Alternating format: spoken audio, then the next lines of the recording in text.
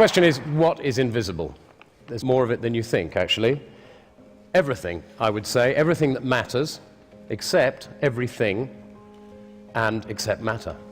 We can see matter, but we can't see what's the matter.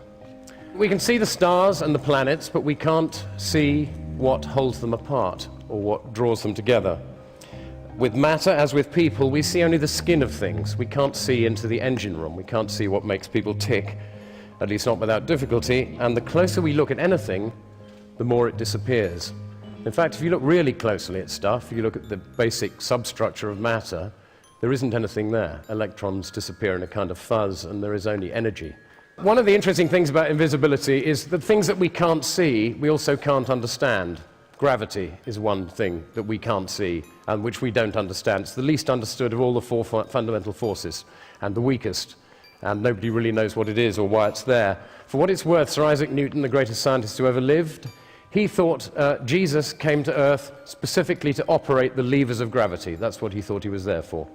So, bright guy. Could be wrong on that one, I don't know. Consciousness.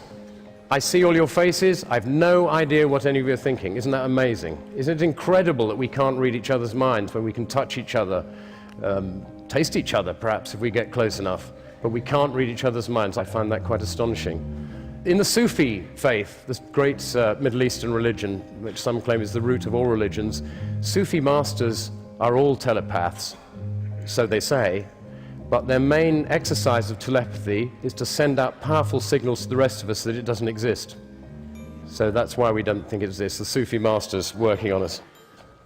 In the question of consciousness and artificial intelligence is really, like the study of consciousness, got nowhere. We have no idea how consciousness works. Not only have they not created artificial intelligence, they haven't yet created artificial stupidity. The laws of physics, invisible, eternal, omnipresent, all-powerful, remind you of anyone? Interesting. I'm, as you can guess, not a materialist, I'm an immaterialist, and I found a very useful new word, ignostic. Okay? I'm an ignostic. I refuse to be drawn on the question of whether God exists until somebody properly defines the terms. Another thing we can't see is the human genome. And this is increasingly peculiar because about 20 years ago, when they started delving into the genome, they thought it would probably contain around 100,000 genes. Every year since, it's been revised downwards. We now think there are likely to be only just over 20,000 genes in the human genome.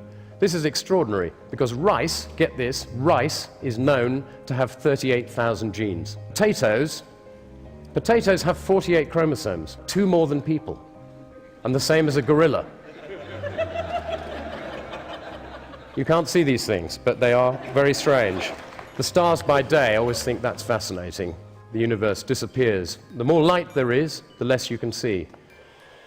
Time. Nobody can see time.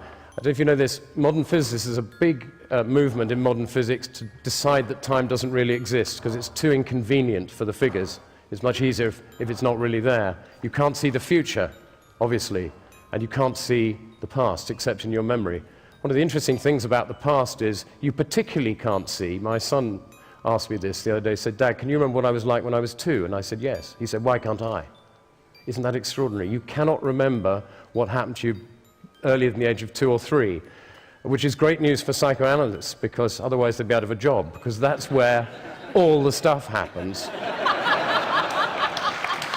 that makes you who you are. Another thing you can't see is the grid on which we hang. This is fascinating. You probably know, some of you, that cells are continually renewed. Skin flakes off, hairs grow, nails, that kind of stuff. But every cell in your body is replaced at some point. Taste buds every 10 days or so. Livers and internal organs will take a bit longer. A spine takes several years. But at the end of 7 years, not one cell in your body remains from what was there 7 years ago. The question is, who then are we? What are we? What is this thing that we hang on that is actually us? Atoms, can't see them, nobody ever will, smaller than the wavelength of light. Gas, can't see that. Interesting, somebody mentioned 1600 recently. Gas was invented in 1600 by a Dutch chemist called Van Helmont, and it's said to be the most successful ever invention of a word by a known individual. Quite good. He also invented a word called blas, for meaning astral radiation. Didn't catch on, unfortunately. But well done him. Light. You can't see light. When it's dark in a vacuum, if a person shines a beam of light straight across your eyes, you won't see it. It's slightly technical. Some physicists will disagree with this, but it's odd that you can't see the beam of light. You can only see what it hits. Electricity, you can't see that. Don't let anyone tell you they understand electricity. They don't. Nobody knows what it is. You probably think the electrons in an electric wire move instantaneously down a wire, don't you, at the speed of light when you turn the light on? They don't. Electrons bumble down the wire about the speed of spreading honey, they say. Galaxies, 100 billion of them estimated in the universe. 100 billion. How many can we see? 5. 5 out of the 100 billion galaxies with the naked eye, and one of them is quite difficult to see unless you've got very good eyesight. Radio waves, there's another thing. Heinrich Hertz, when he discovered radio waves in 1887, he called them radio waves because they radiated. Somebody said to him, well, what's the point of these, Heinrich? What's the point of these radio waves that you've found? And he said, well, I've no idea, but I guess somebody will find a use for them someday. The biggest thing that's invisible to us is what we don't know. It is incredible how little we know. Thomas Edison once said, we don't know 1% of 1 millionth about anything. And I've come to the conclusion, because you asked this other question, what's another thing we can't see? The point, most of us. What's the point? The point, what I've got it down to is there are only 2 questions really worth asking. Why are we here? And what should we do about it while we are? To help you, I've got 2 things to leave you with from 2 great philosophers, perhaps 2 of the greatest philosopher-thinkers of the 20th century, one a mathematician and engineer, and the other a poet. The first is Ludwig Wittgenstein, who said, I don't know why we are here, but I'm pretty sure it's not in order to enjoy ourselves. He was a cheerful bastard, wasn't he? And secondly and lastly, W.H. Auden, one of my favorite poets, who said, we are here on earth to help others. What the others are here for, I've no idea.